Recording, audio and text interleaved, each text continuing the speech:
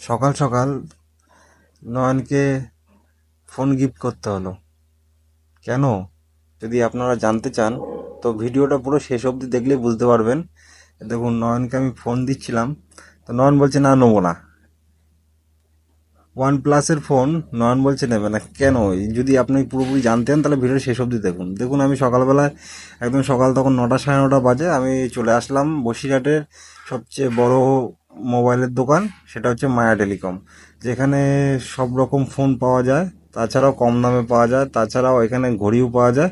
তো সকালবেলায় মোটামুটি সকাল কটা বাজে, 9টা 9:30-র মধ্যে নয়নের দিকে ঘুমাচ্ছিল, আমি ঘুম থেকে উঠেই চলে আসলাম বসিরহাটের মায়া টেলিকমে। দেখুন, মায়া টেলিকমে এসে আমি ফোন দেখছিলাম।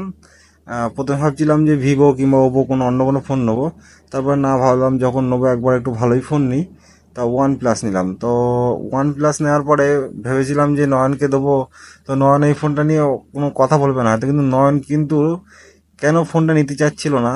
আর এই ফোনটা নতুন কেনার মানে কি আমার, আজকে হঠাৎ করে আমি নতুন ফোন কেন কিনতে আসলাম? নয়নের ফোন ছিল, আমারও ফোন ছিল, কেন আমি নতুন ফোন কিনতে আসলাম? তো এটা যদি আপনারা পুরো দেখতে চান, পুরো শেষ অবধি দেখলেই বুঝতে পারবেন।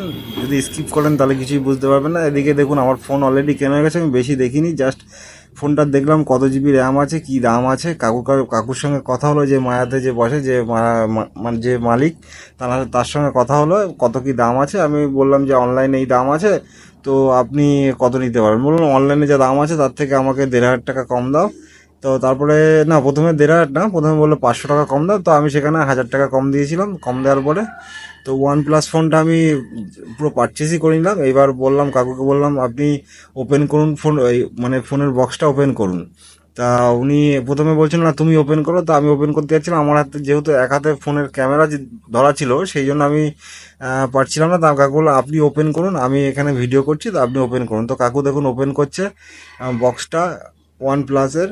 ওয়ান প্লাস এটা কোন মডেল, কেউ যদি জানো অবশ্যই কমেন্ট বক্সে কমেন্ট করো। আর কত টাকা দাম নিতে পারে তোমাদের, যে তোমরা যে যেখানে থাকো ওখানে ওয়ান প্লাসের এই মডেলটার দাম কত হতে পারে, অবশ্যই কমেন্টস করো কমেন্ট বক্সে। দেখো, আমাদের ফোন ওপেনিং হয়ে গেছে, ফোনের বক্স, এই ফোন বেরিয়ে আসলো। এই তো কাকুর হাতে ফোন, দেখুন ফোনটা কত সুন্দর, ব্যাক কভারটা কত সুন্দর, আর এর ক্যামেরাটা এত সুন্দর। আমি না পেরে, আমি জাস্ট রিভিউ দেখছিলাম কালকে রাতের বেলায়, যে একটা নয়নকে একটা ফোন দিতেই যখন হবে, তো আমি রিভিউ দেখছিলাম ফোনটা, রিভিউটা খুব সুন্দর।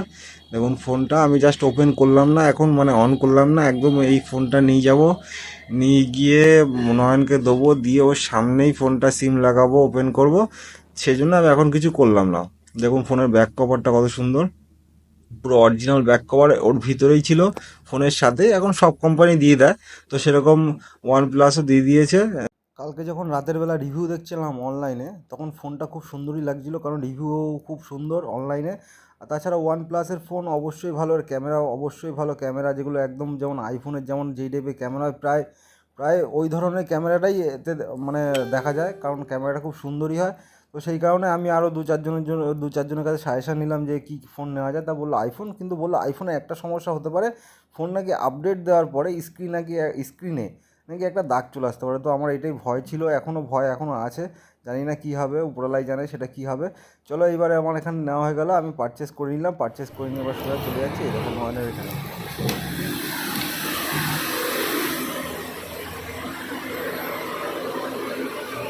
এই ওই ওই টাকা দিকে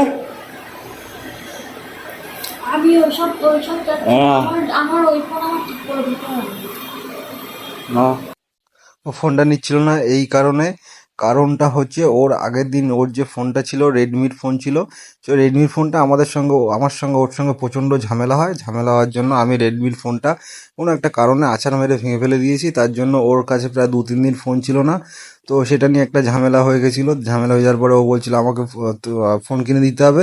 তো ফোন কিনে দিতে হবে না, আমার যে ফোনটা আছে ওই ফোনটা ঠিক করে দিতে হবে। কিন্তু ফোনটা এমনভাবে গুরুতরভাবে ভেঙেছে যে ফোনটা ঠিক করার মতো মানে পরিস্থিতি নেই। যার জন্য আমি ভাবলাম ঠিক আছে, একটা ফোন যখন কিনতেই হবে, ওকে তাহলে একটা ফোন কিনে দিই, একটা ওয়ান প্লাসের ফোন কিনে দিই। তো ওর জন্য ফোনটা, দেখো ফোনটা আমি ওপেন করলাম, তখন মানে দোকানে আমি ওপেন করতে পারিনি, এখনই ওপেন করলাম। দেখো লুকিংটা কত সুন্দর, হেভি সুন্দর লুকিংটা লাগছে।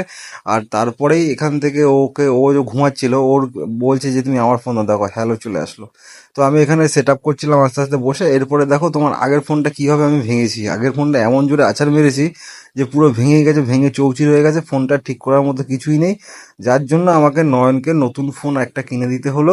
মানে ঘরে একটা ফোন না থাকলেও হয় না। ওর সঙ্গে একটা জাস্ট একটা সামান্য ঝামেলা, কিছুই না, মাত্র ইয়ার্কি মারতে মারতে একটা একটা ওর সঙ্গে ঝামেলা বেঁধে যায়। তো ঝামেলা বেঁধে যাওয়ার জন্য, যার জন্য ফোনটা ধরে প্রথমে ফোনটা পড়ে যায়, তারপরে ফোনটা আছাড় মারা হয়। আছাড় মারা দেখো ফোনটা কাচটা একদম ভেঙে পুরো চৌচির হয়ে গেছে, যার জন্য ফোনটা আর ঠিক করার কোনো রাস্তাই নেই। তার জন্য কি করলাম, ফোনটা রেখে আজকে একটা নতুন ফোন নিয়ে আসলাম। তোমরা দেখলে পুরো ভিডিওটা কেন ফোনটা নতুন OnePlus কেনা হলো। চলো নেক্সট